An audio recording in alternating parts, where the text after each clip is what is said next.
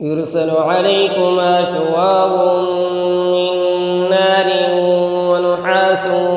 فلا تنتصران فبأي آلاء ربكما تكذبان فإذا انشقت السماء فكانت وردة كالدهان فبأي آلاء ربكما تكذبان فيومئذ لا يسأل عن ذنبه